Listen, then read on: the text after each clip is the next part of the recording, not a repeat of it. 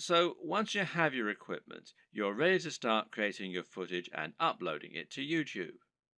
So what's the average day like for a YouTuber? How do you go from start to finish and save yourself as much time as possible? Well, everyone works differently, but it's certainly worth coming up with a workflow to minimize the amount of time and effort that will go into making videos. It's very important that your content be uploaded regularly in order to avoid losing your subscribers. And with that in mind, you need to be able to rely on a simple process to keep making more videos. To start with, you should try to keep an area in your home or studio ready for filming at all times. Designate a corner of an office or somewhere else to record your footage. That way, you won't have to get everything out and set everything up each time you want to film.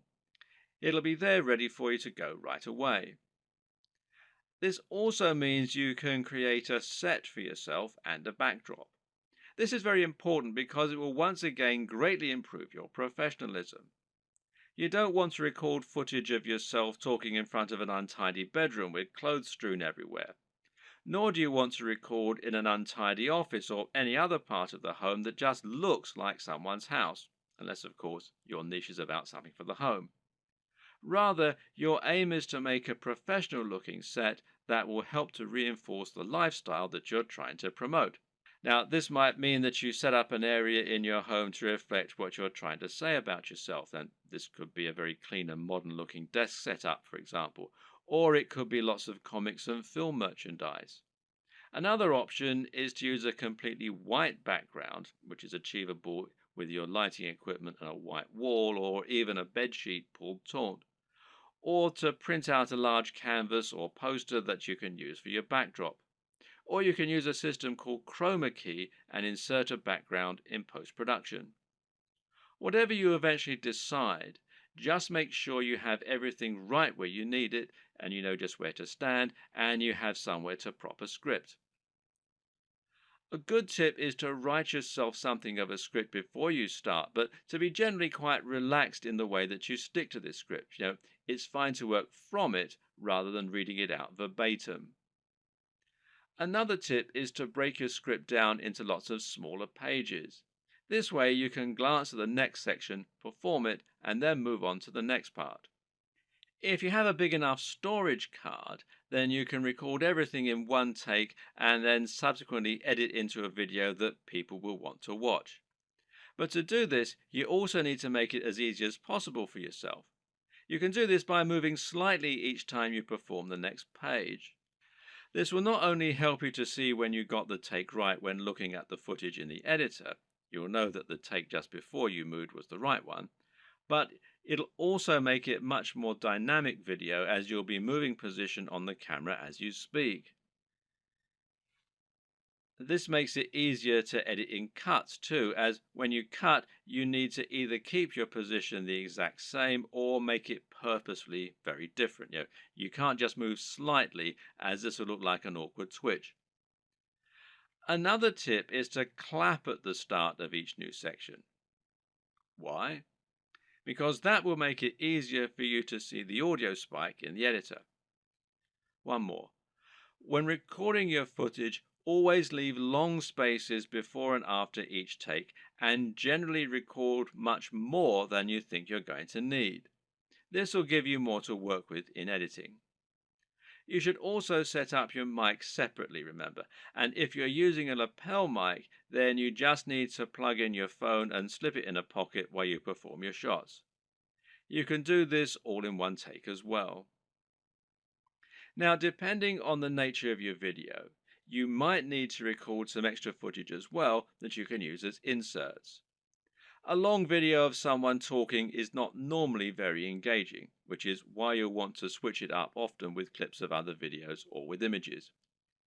One way to do this is by collecting a B-roll. Now, this is insert footage of the product you're reviewing, of your location, or of anything else that is related to your subject matter. The way you'll then use this is to have your audio running continuously in the background and then switch the footage of you speaking for footage of your products or of the environment. Collecting B-roll is a definite skill and will involve using the tracking head and tripod as discussed earlier. Try checking out technology videos from the likes of Android Authority,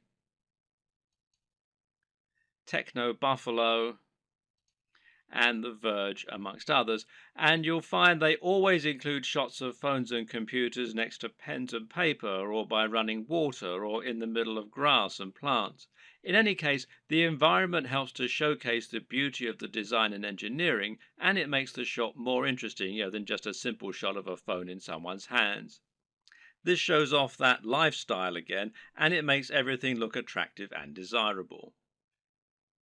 Once again, you can always record more than you think you're going to need.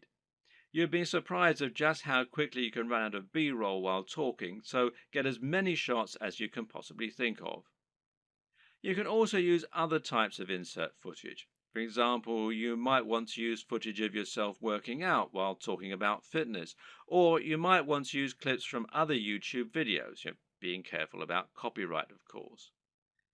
The latter you can accomplish by using various tools that allow you to download YouTube videos. A good choice is Hyper for YouTube, which you can download for free from the Windows Store. There are all manner of other ways to collect fun footage too. How about using a time-lapse, for example? Timelapse Pro is an app for Android, iOS and Windows, and it's perfect for creating time lapses of all kinds of things. Once everything is done, you're ready to edit your video. Open it up in your chosen video software and import it along with all the additional graphics, sounds and other materials you intend to use. You now want to sync up your audio to your video, and most programs offer easy ways for you to do this. In Adobe Premiere, for example, it's a simple matter of right-clicking on both and then selecting Synchronize and then by audio track. Now the audio will be in sync, and you can just put the video on mute so that it's replaced by the high-quality audio you recorded separately. Now, just link the audio and the footage so that any edits you make will affect both, as though they were recorded at the same time from the start. You'll want to line all this up so that you have all your footage in order and so that there are no awkward pauses. It's also important to keep things moving and to keep things dynamic all the way through. If you're using lots of B-roll, then you should make sure you move from panning shot to panning shot. It should never be motionless or you'll lose focus. So make sure that you record lots of footage so that you have lots to work with, but then edit heavily too so that you're losing lots of it.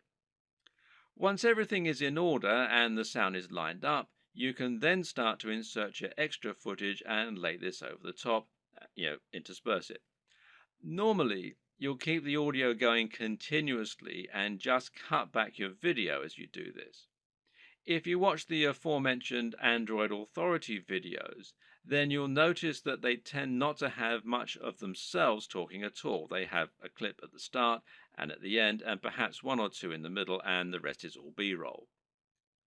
Finally, try adding the video opener, any bottom thirds, and your logo and your music, and make sure that you get the audio balance right with the music, and consider using a small introduction before the opener. These final touches will give your video a real air of professionalism while helping to really drive home your branding. Now you just need to save your video in a format that YouTube likes, such as MP4, and then start to upload it to your YouTube account. All this can take a fair bit of time, so be sure to leave yourself time unless you have a really fast connection. And this will be even truer if you're using 4K footage. A tip is to use Chrome to upload. Google made Chrome and they own YouTube, so the two play nicely together. If your upload is interrupted and you're using Chrome, then you'll be able to resume it from where you left off later on, even if the computer's been turned off. While your video uploads, you can use the time to fill out a few of the extra details that YouTube requires from you. YouTube will ask if you want to monetize your video with ads, for example. And of course the answer is yes, as long as you aren't overtly selling anything in it.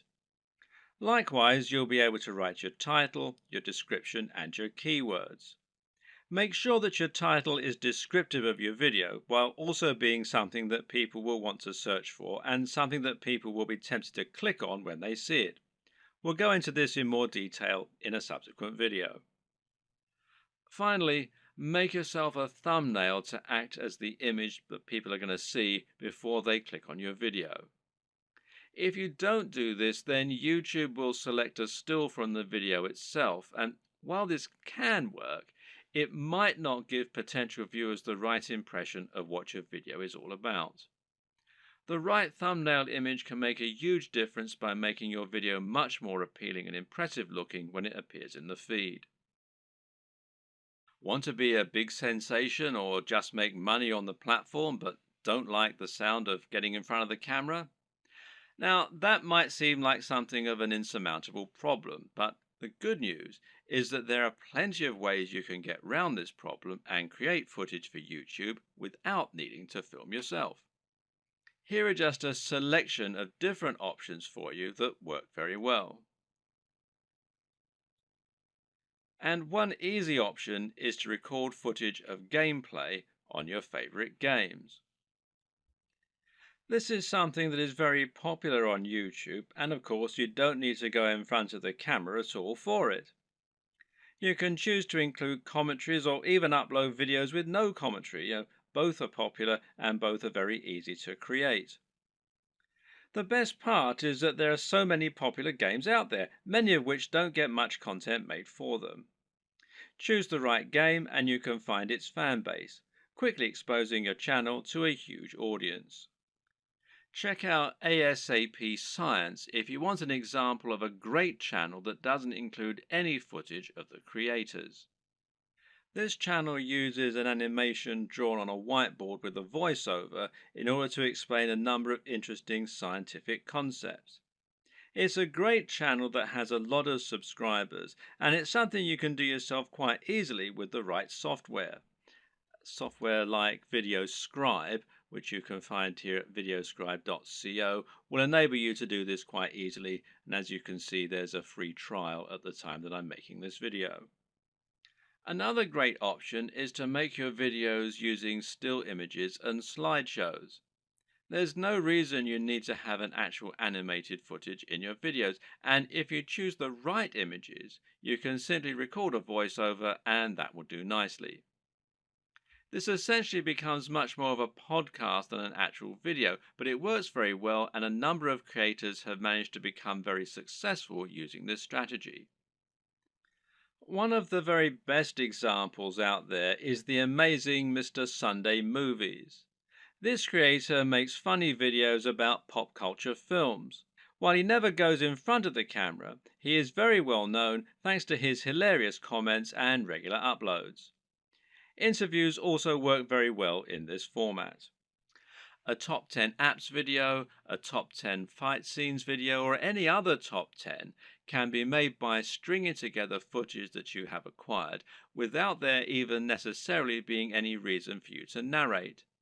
You can use captions, title cards, or just leave the videos themselves to do the talking. This brings us to the option of creating supercuts, edits, and mashups. Just take a look at the popularity of Cassette Boy, who makes videos that string together footage of famous people making them say funny things.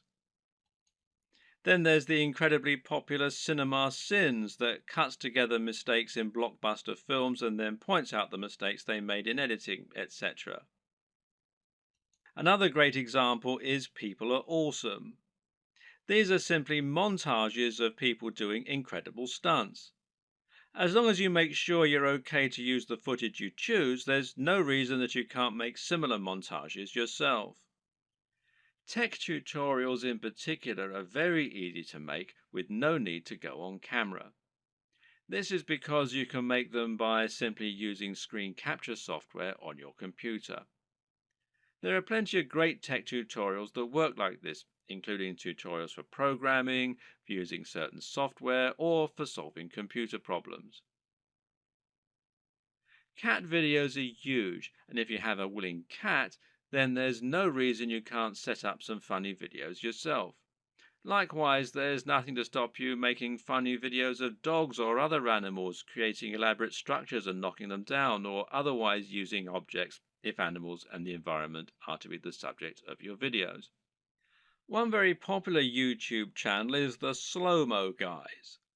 These guys bought a super high-speed camera long before they were commonplace and used them to film all sorts of things in slow motion. For example, they might film a bullet going through a watermelon, a water balloon, a firework, or someone getting punched. All these things they did with themselves being on camera, but there's no reason you couldn't do something very similar with no need to go on film yourself. Even a product review can be conducted entirely without you making an appearance on screen using only B-roll.